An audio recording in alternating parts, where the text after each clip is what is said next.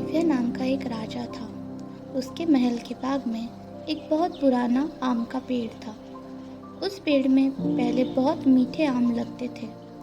राज्य में उससे मीठा अन्य कोई आम का पेड़ नहीं था।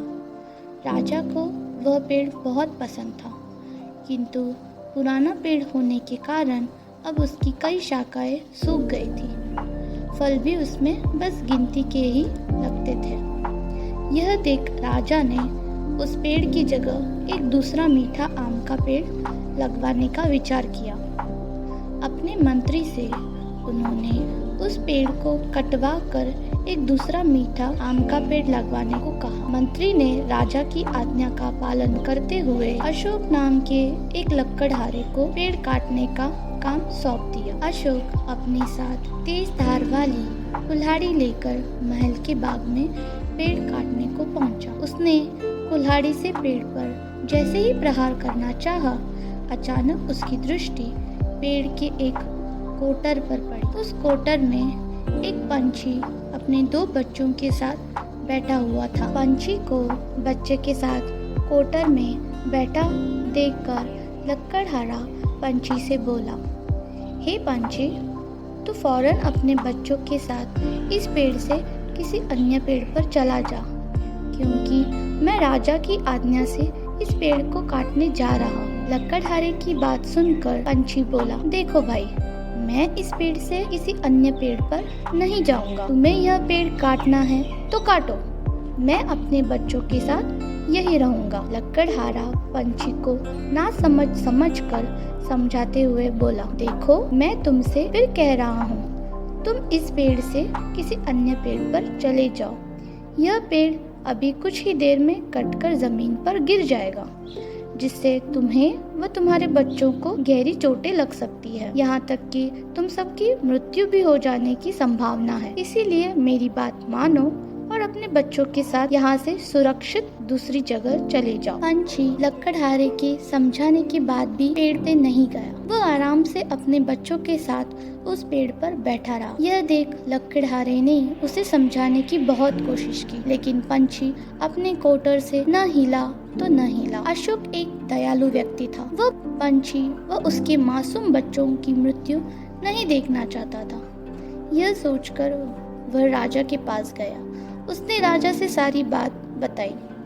राजा को भी पशु और पक्षियों से बहुत प्यार था। उसने पंछी को बाग में चलकर समझाने की बात लकड़हारे से कही। राजा लकड़हारा के साथ बाग में आए। वह पंछी से बोला, हे प्यारे पंछी, मैंने इस आम के पेड़ की जगह एक दूसरा आम का पेड़ लगाने की बात सोची है।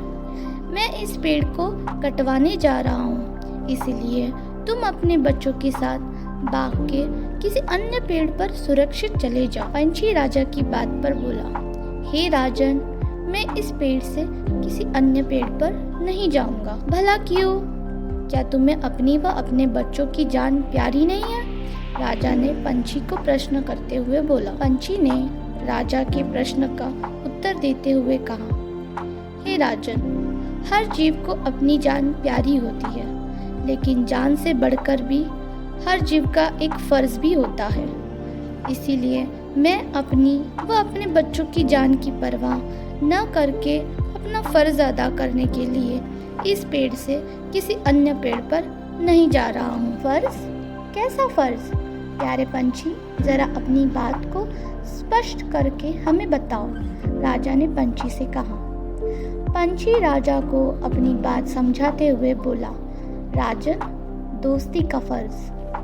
मैं इस पेड़ पर रहकर अपनी दोस्ती का फर्ज अदा कर रहा हूँ। यह बूढ़ा वृक्ष हमारा सच्चा मित्र है। इससे हमारा नाता बहुत पुराना है। आपको पता नहीं, इस वृक्ष के कारण इसी कोटर में मेरा जन्म हुआ था। इसी की छाया तले रहकर इसका फल फूल खाकर मैं बड़ा हुआ हूँ। इसने न जाने कितनी बार आंधी, तूफान और बारिश से मेरी रक्षा की है और मेरे सुख दुख में मेरा साथ दिया है, तथा आज भी हमें और हमारे बच्चों को इसी कोटर में पाल पोस रहा है।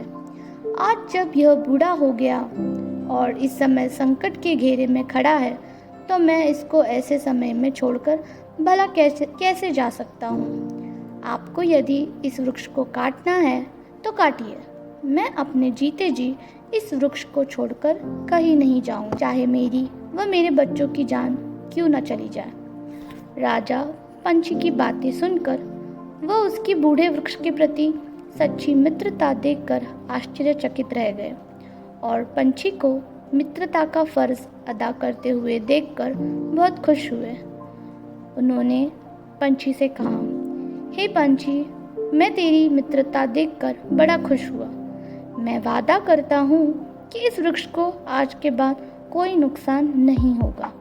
और फिर राजा ने लकड़हारे को वापस भेज दिया।